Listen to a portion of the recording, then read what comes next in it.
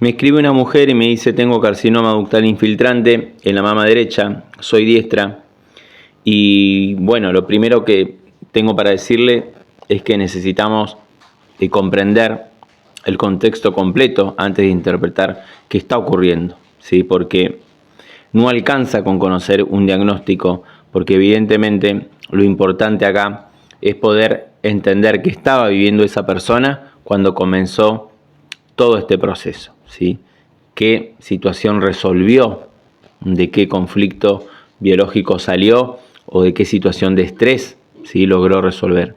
En este modelo, si una mujer es diestra y el compromiso aparece en la mama derecha, esa mama suele articular, suele interpretarse como que está vinculada con la pareja, el padre, o una figura que ocupa un lugar de partner en su biología, ¿sí? O un hijo que asume funciones o responsabilidades que corresponden a un adulto, o a la pareja, y ahí nosotros decimos que hay una parentificación, ¿sí? O lo que sucede es que necesitamos preguntarnos, ¿sí?, con quién articula ese programa biológico, ¿sí? ¿Está articulado con su pareja, con su padre, con una persona que simbólicamente ocupa ese lugar? Porque justamente ahí, ¿sí?, recién ahí comienza la investigación y el trabajo terapéutico, ¿sí? Porque desde esta perspectiva, un carcinoma del tipo ductal infiltrante no se interpreta como el resultado de un único conflicto que se presenta en la biología de manera totalmente aislada, ¿tá?, sino que coexisten, ¿sí?, coexisten todo un entramado conflictual. Y cuando hablamos de un entramado conflictual, hablamos de varios conflictos, varias situaciones conflictivas y que necesariamente tienen que coexistir y crean las condiciones óptimas para que ese programa biológico pueda expresarse en la biología de una persona, ¿sí? El primer conflicto sería el conflicto de separación, una separación vivida con mucha intensidad, muy particular, desde la subjetividad de esa persona, porque la subjetividad es justamente ese punto donde esa experiencia del mundo exterior deja de ser solamente un acontecimiento y se traduce en una respuesta biológica interna, se biologiza, ¿está? Es decir, dos personas pueden vivir exactamente la misma situación, pero solamente una disparar un programa biológico o biologizar esa experiencia, ¿sí? Ahí está la diferencia, ¿está?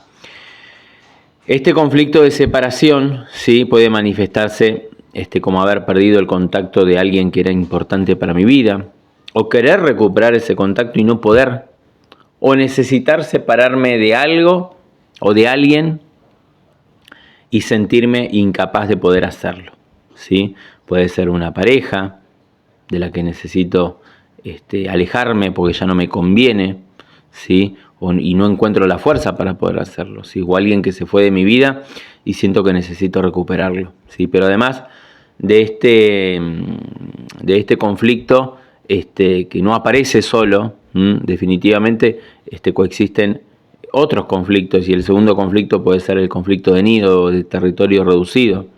El nido representa ese territorio afectivo, íntimo, arcaico, protector, donde se despliega la vida, donde se desenlaza la vida. Es el lugar donde están las personas que sentimos como propias, ¿sí?, donde construimos los vínculos, donde aparece el cuidado, la protección, el alimento emocional, el acobijar. Entonces, cuando ese nido se siente amenazado o en peligro, ahí aparecen conflictos familiares como pérdidas, peleas, discusiones, separaciones, o la sensación de que ese espacio seguro deja de existir.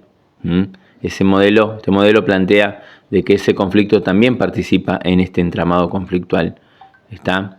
Y todo eso se suma también un tercer conflicto, que es el miedo a morir, pero no entendido simplemente como un miedo a fallecer o psicológico al fallecimiento, ¿sí? Acá lo que se describe es un conflicto motor primitivo, instintivo, ¿sí? Por un lado aparece el impulso enorme a actuar, a hacer algo por el otro, salvarlo, retenerlo, impedir que se vaya, pero al mismo tiempo aparece la impotencia absoluta de que no puede hacer nada. La persona se paraliza, se congela, siente que no puede responder, que no puede hacer nada frente a esa situación, ¿sí? Son dos fuerzas que coexisten en simultáneo, ¿sí? El impulso de actuar y por otro lado la inmovilidad, ¿sí? Me quedo paralizado, me siento impotente frente a esa situación.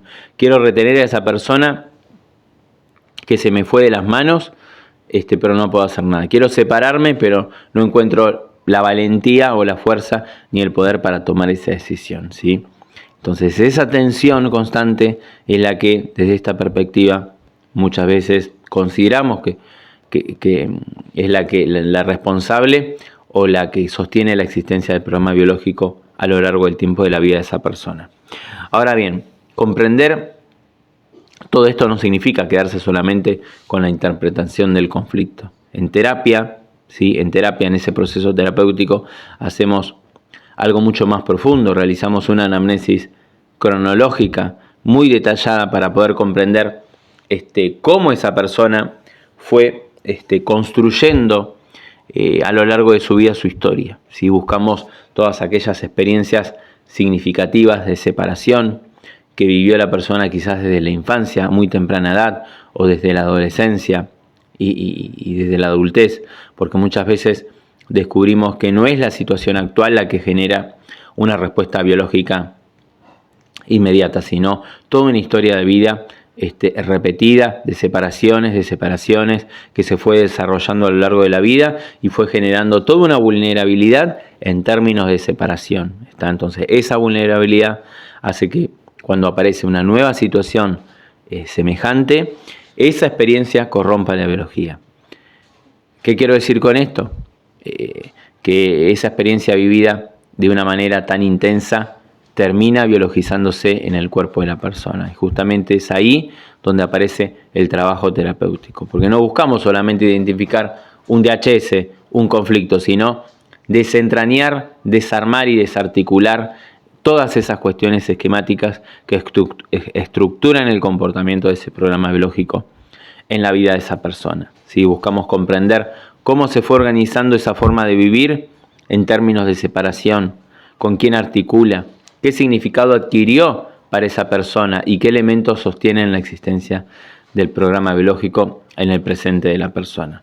Porque muchas veces el conflicto original ya pasó, pero esa persona sigue conectada a rieles, ¿sí? Siguen existiendo esos rieles que son todas esas memorias sensoriales o estímulos o situaciones que reactivan la percepción biológica y mantienen vigente la adaptación en la vida de la persona. Entonces tenemos que trabajar para poder identificar si la persona realmente resolvió ese conflicto, si continúa recayendo, ¿sí? sobre esos mismos rieles, o qué situaciones actuales siguen activándolo o siguen generando un estímulo, ¿sí? Como respuesta adaptativa en esa persona. ¿Sí? Entonces el objetivo de este proceso terapéutico desde este enfoque consiste en desbiologizar toda esa experiencia, resignificarla, transformarla, ¿sí? De manera tal que esa vivencia que sigue siendo interpretada por el organismo se pueda desconectar, ¿sí? Y ayudar así a la persona a que deje de responder adaptativamente frente a esa situación que ya no representa más ninguna amenaza, ningún peligro, ¿sí?